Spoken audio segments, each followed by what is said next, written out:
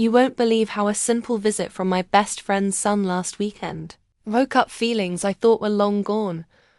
It started so innocently, but ended up showing me I'm still full of surprises. Even at 52. I'm 52 years old, and for most of my life I played by the rules. I raised my daughter on my own after the divorce, built a little career in catering, and kept myself busy enough that I didn't notice how quietly the years slipped by. Love, I stopped thinking about it long ago. Not because I didn't want it, but because I convinced myself I no longer needed it. I told myself I was content, safe in my routines, surrounded by familiar faces and predictable days. But what happened last weekend? It shook something loose inside me. It wasn't supposed to mean anything. And yet here I am. I never thought something like this could happen to me. Please don't make the same mistake I did. It started on an ordinary Saturday afternoon. I had the windows open, letting the breeze carry in the scent of lilacs from the front yard. And I was deep into my spring cleaning, on my knees, scrubbing the baseboards in the living room. The old wood creaked under me every time I shifted my weight. I had my favorite playlist humming in the background, a mix of 70s soul and soft rock, and I was feeling good, tired, but in that satisfying, productive way. That's when the door creaked open. I looked up, expecting my daughter, or maybe my friend Karen, who lives across the street. But instead, it was Ethan, my best friend Sharon's son. He's 24 now, I think. Maybe 25. I hadn't seen him in a few months, not since Sharon's birthday barbecue. He used to come by all the time when he was younger, especially when his mom and I were both single and navigating motherhood like some chaotic two-woman circus. He was always polite, a little shy around me, but with a quiet charm. I stood up slowly, brushing my hands on my old leggings, which were dust-smudged and stretched at the knees. "Ethan, what are you doing here?" "Sweetheart," he smiled with that crooked little smile he's had since he was a kid. "Hey, Miss Carla. Sorry. I knocked, but I guess you didn't hear me." "No. I was elbow-deep in dust and Donna Summer." I chuckled and motioned him in. "What's going on? Everything all right?" He stepped in fully, letting the door shut behind him. He looked different, more grown somehow. His hair was longer, messier in a deliberate kind of way, and he had that easy, lanky confidence young men get once they figure out they're good-looking. But he still had that same softness in his eyes. "I was actually looking for Mum. She said she might be over here, but clearly I was wrong," he said, glancing around. "Nope. Just me and my mop," I said, nudging the bucket with my foot. He laughed and stepped closer. "You always keep your house this clean. Old habits die hard. Plus, it keeps me sane. You want some lemonade?" I just made a fresh pitcher. "Sure." I headed into the kitchen and poured 2 glasses, the kind with the little lemon slices floating at the top, and handed one to him. We stood there in the sunlit room for a moment, sipping in silence. Then, out of nowhere, he said, "You always seem too good for all this, you know." I blinked. "Too good for what?" He shrugged. "Just this life, this house, the quiet, like you were meant for more, but settled because you had to." That took me by surprise. I laughed, trying to brush it off. "Well, aren't you a philosopher now?" He didn't laugh back. He just watched me, his eyes steady and open, like he was waiting for me to admit something I didn't even know I'd been hiding. "Ethan," I said gently, "I made choices. Not all of them were perfect, but they got me here. And here isn't so bad." He set down his glass. "I didn't mean to overstep." "You didn't," I said, my voice softer than I intended. "It's just strange hearing something so honest like that from you." He leaned against the counter, folding his arms. You always listened to me when I was a kid. I guess I just thought maybe you needed someone to do the same for you. I looked away then, not because I was offended, but because something inside me twisted something warm and painful all at once. No one had said something like that to me in years. We talked for a while longer about his job, his failed relationship, the fact that he was thinking of moving back in with his mom for a bit. I teased him about it, and he grinned like I'd handed him the world. Eventually, I walked him to the door, expecting that to be the end of it. But just as he stepped out onto the porch, he turned around and said, "Carla, do you ever wonder what it would have been like if your life had gone differently?" I stood there frozen, the screen door between us, my hand on the frame. I didn't answer, because the truth was I hadn't wondered. Not in years. But now I couldn't stop. Asterisk, I didn't sleep well that night. I kept replaying Ethan's question in my head. Do you ever wonder what it would have been like if your life had gone differently? It had been so casual, tossed out like a thought in passing, but it landed in me like a stone in still water, sending ripples I couldn't ignore. Sunday morning came with a grey sky and a restless breeze. I stood in the kitchen, staring at the mug of coffee, warming my hands, but doing nothing for the chill in my chest. I'd built my life carefully, like a house of cards. Safe, quiet, predictable, but Ethan's words had knocked something loose. Around noon, my phone buzzed. It was a text from him. "Hey, I forgot my jacket at your place.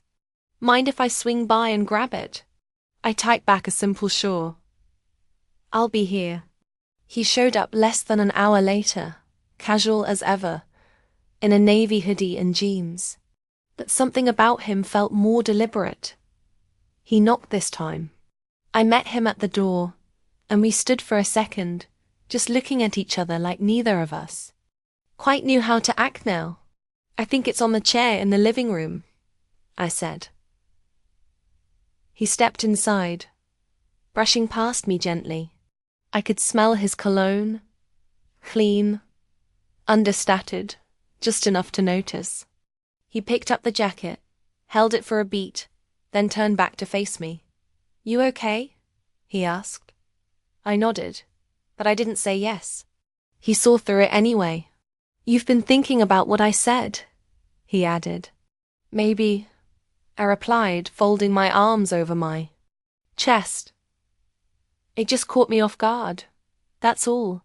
He walked toward me, but stopped at a polite distance. "I didn't mean to stir anything up." "No," I said quietly. "That you did, and maybe that's not such a bad thing." There was a pause, a kind of weight, in the air. I looked at him, really looked, and saw not the boy who used to play in my backyard, but a man, thoughtful, kind, and oddly intuitive. He was so different from the men I'd known in my own age group. Less guarded, more open. It scared me and comforted me at the same time. "I used to think I was broken," I said suddenly. "After the divorce, after all the noise settled, I got used to being alone. I told myself that's just what life would be from then on." He stepped a little closer. "Maybe you weren't broken. Maybe you were just never seen clearly." Those words, they stopped something in me. Or maybe they started something. I didn't know anymore. We ended up sitting on the couch, the same place where this all began.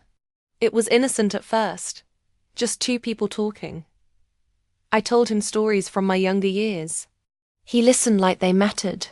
He told me about feeling lost lately, about how he felt more like himself around people who didn't expect him to perform.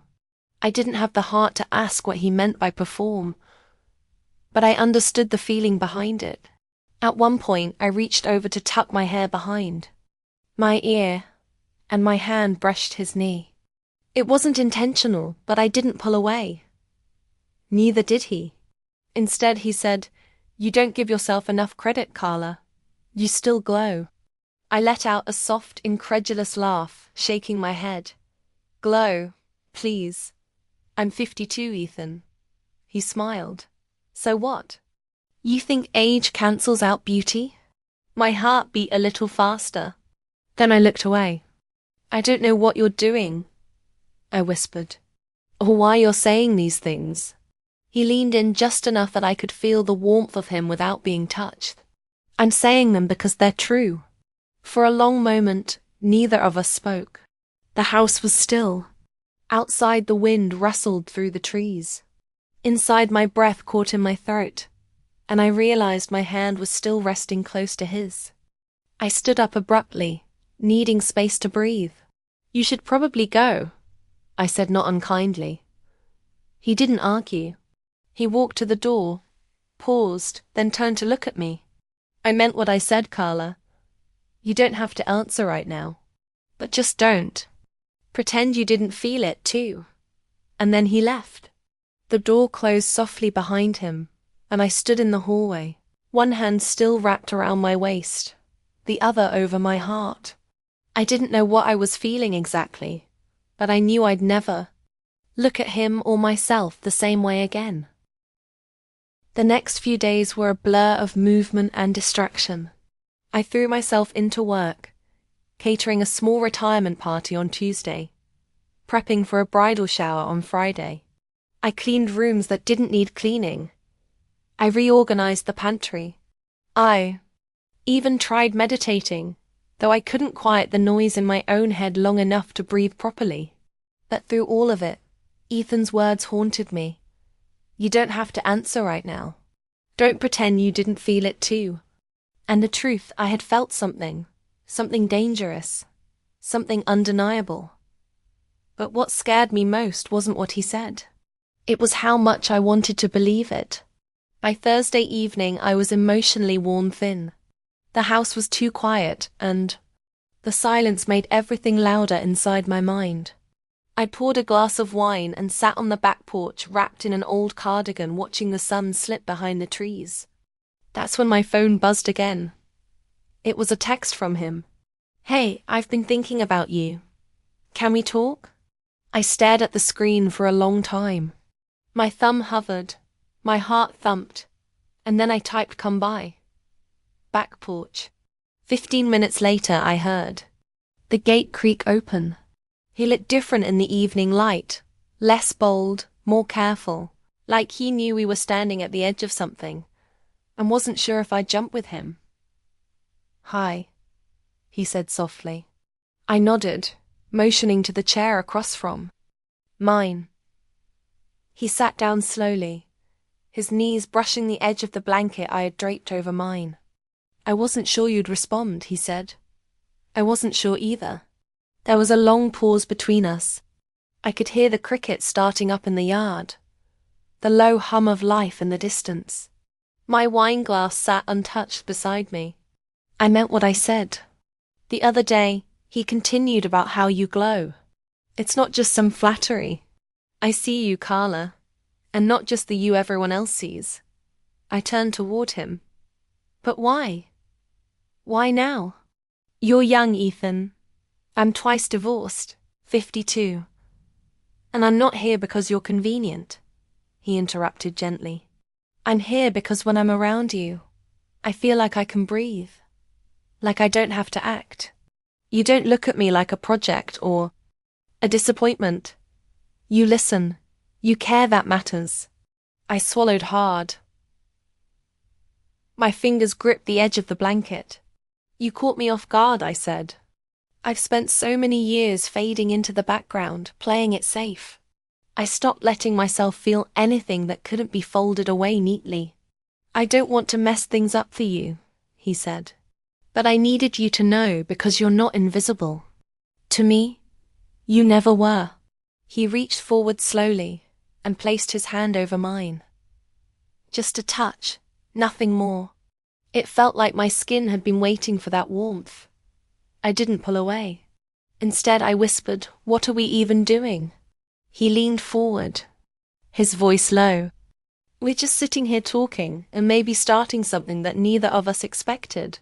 A tear slipped down my cheek before I could stop it. I wasn't sad. I was overwhelmed by the possibility, by the attention, by the fear that maybe I didn't deserve this. I'm scared, I admitted.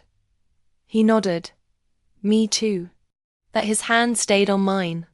We didn't kiss. We didn't cross any invisible lines, but something passed between us. Something soft, sacred, and quietly powerful. Eventually, the porch light buzzed on, and I realized how late it had gotten. He stood hesitated, then leaned down and kissed the top of my hand like something out of another time. Good night, Carla. Good night, Ethan. And once again, I watched him walk away. Only this time, my heart didn't feel so heavy. It felt open. The following weekend, I visited Sharon. We sat at her kitchen table, drinking coffee, laughing about old stories, things from when our kids were little, when we were still piecing our lives together after our divorces. She looked tired, like most women our age do after decades of caretaking and compromise, but content, grounded. I envied that. At one point, I almost brought up Ethan. Almost. But the words never made it past my lips because the truth was I didn't know what to call what was happening. And I wasn't ready to define it. Not to myself, and certainly not to his mother. After I left her place, I drove around for a while. Past the lake where I used to take my daughter to feed ducks. Past the street where I kissed someone for the first time in high school. Past all the markers of a life I had built with care, even if it didn't always feel full. When I finally pulled into my driveway, I saw Ethan sitting on my front steps. He stood as I got out of the car, looking uncertain for the first time. I didn't want to text, he said. Didn't want to assume. I smiled gently. You didn't have to. We sat inside this time. On the couch again, the same one where this all began. But the energy between us had shifted. Not more intense, not even romantic. Just more honest. I told my mom I might move to Portland, he said. Oh, for work, maybe school, but also just to figure things out. I nodded slowly. That sounds like something you need. I think so. There was a pause, and then he turned to me.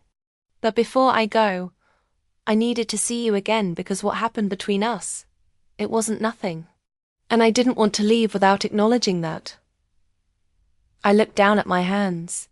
They were older now, softer, a little wrinkled from years of dishwater and work, but they still held so much. I felt it too, I said quietly. But I'm not looking for something complicated, Ethan. I'm tired. I want peace. He smiled softly.